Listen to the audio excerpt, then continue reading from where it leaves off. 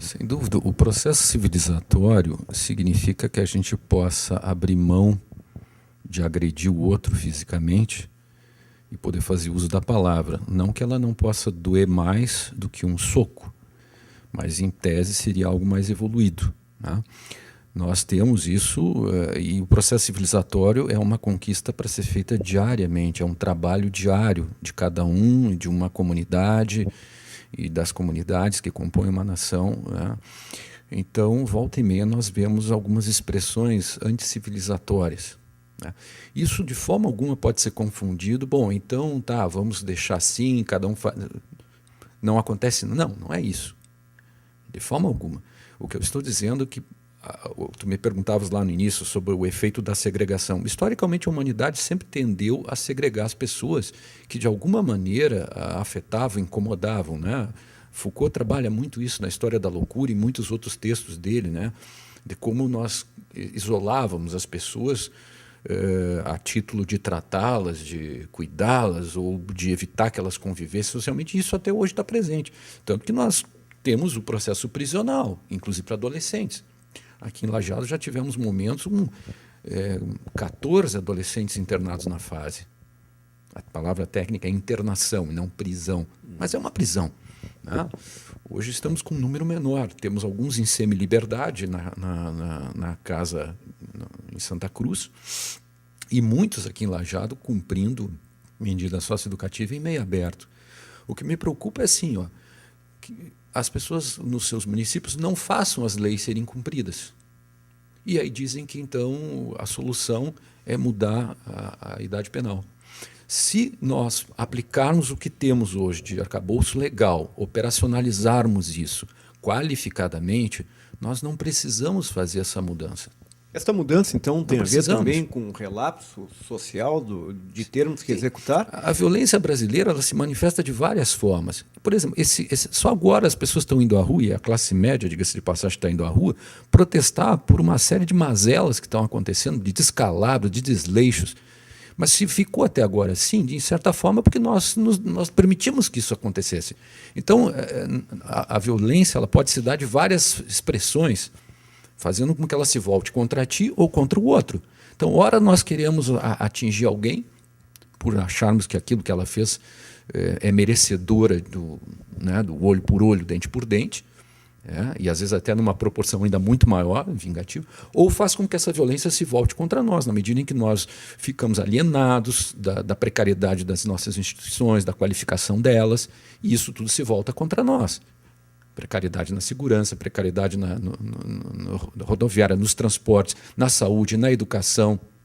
Então, se fizermos com que as leis existentes sejam aplicadas e elas efetivamente valham para todos, porque nem sempre, há alguns que são mais do que outros, e isso, de certa forma, os adolescentes vêm mostrando, inclusive através dos seus atos infracionais, porque eles veem maus exemplos de pessoas que são líderes, que são representantes governamentais, são autoridades e que, na maior desfaçatez, cometem crimes e eles não são punidos.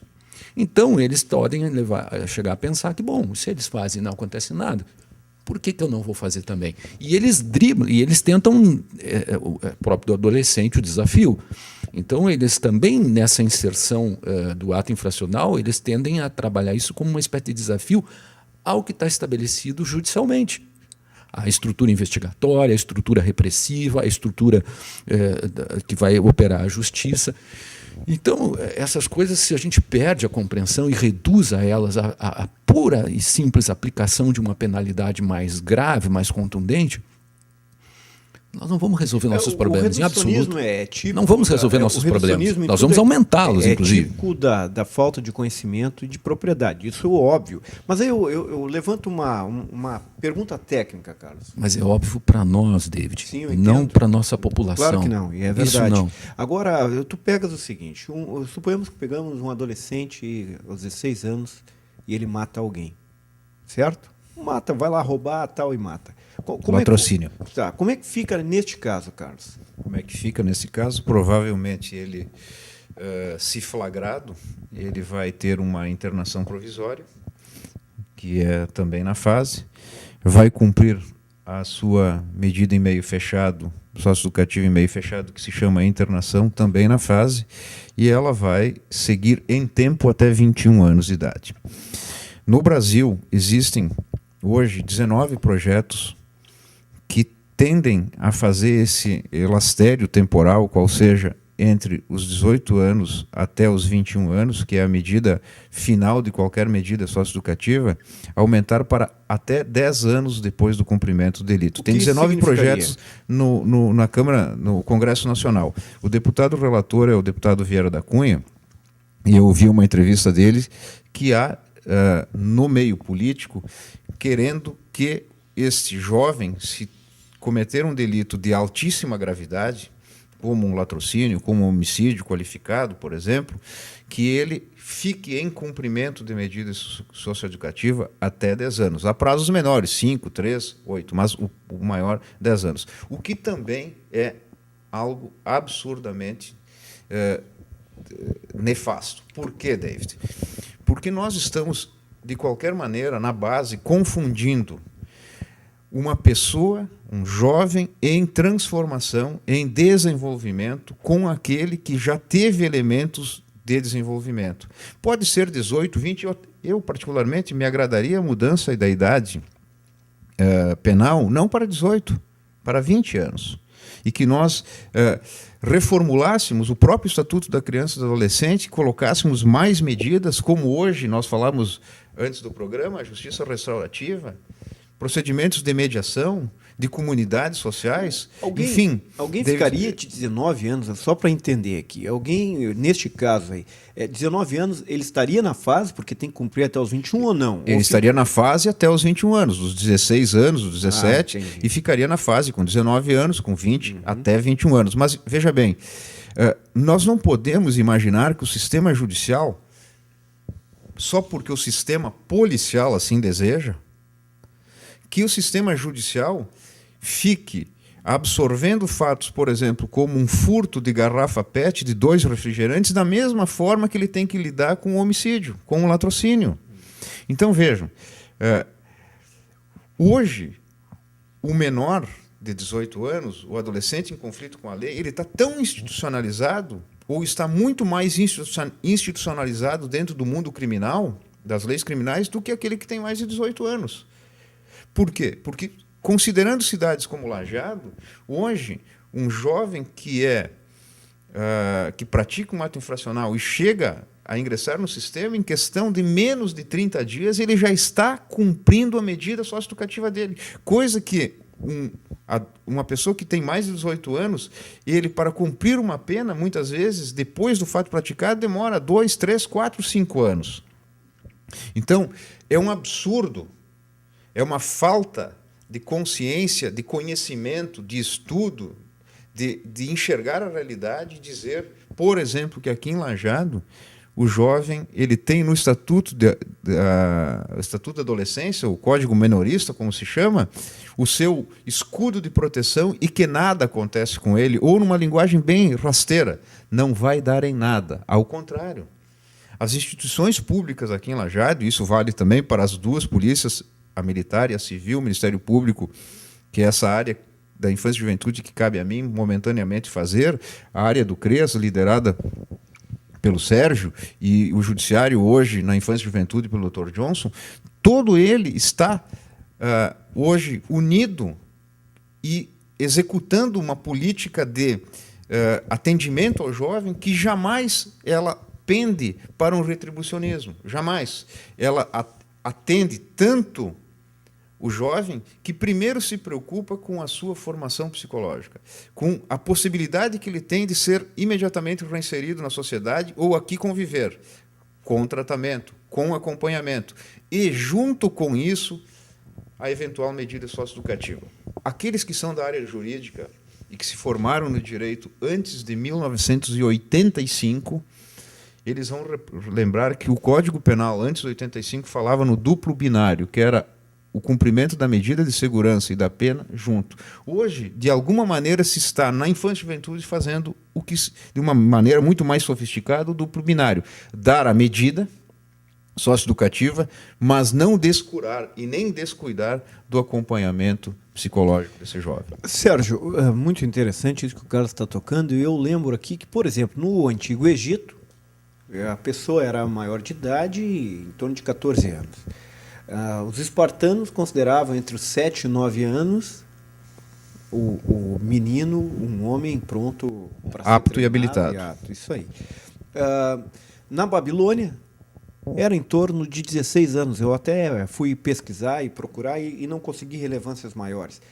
Em Israel, né, os judeus, Israel não, mas os judeus, hoje é o Estado de Israel, os judeus 12 anos. Tu chegavas lá e tinha que ir ao templo e tu era sabatinado e a partir dali tu eras um homem.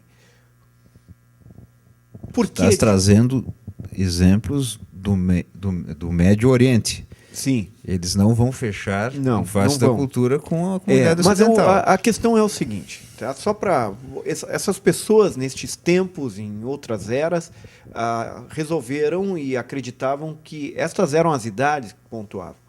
Um dia desses eu vi na TV Cultura um neurologista dizendo que o cérebro, principalmente essa parte da frente, que dá a questão do bom senso e das boas escolhas, Córtex. exatamente. O córtex central, né?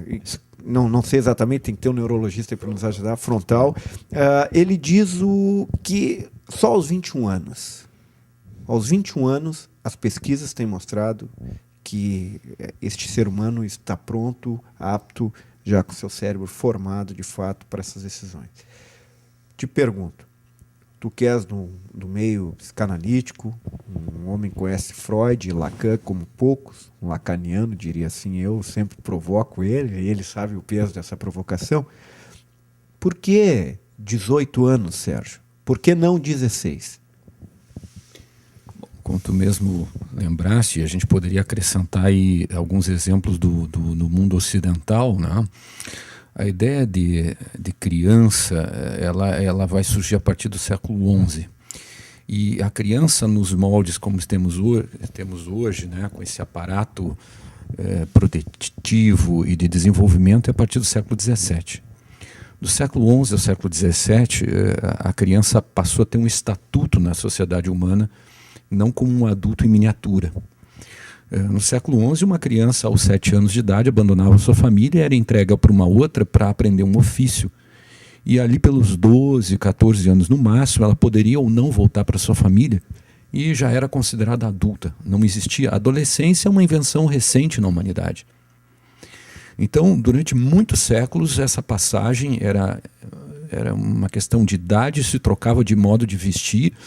Na Idade Média, uma criança com 12 anos frequentava a taberna e estava se casando, fazendo filho, indo para a guerra e morrendo em seguida. A expectativa de vida era de 25 a 35 anos de idade, então tinha que ser precoce. À medida que vai surgindo na humanidade essa ideia da criança não mais como um adulto em miniatura, mas como uma criança, como alguém em desenvolvimento, merecedora de uma série de cuidados para que ela pudesse ter um melhor desenvolvimento, e isso então, particularmente a partir do século XVII, vai chegar ao século XIX, finzinho do século XIX, mas realmente início do século XX, essa ideia do jovem adulto.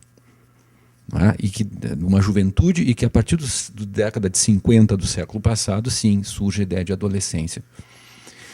E essa adolescência, então, ela é uma invenção social. E evidentemente, como toda invenção, vão se estabelecendo parâmetros etários. Tanto que no Brasil isso já, não como adolescência, em outros tempos ainda Brasil colônia, né? Brasil império, isso tudo oscilava, né? Em termos do que seria considerado um jovem e a partir dali um adulto, enfim, que responsabilidades teriam.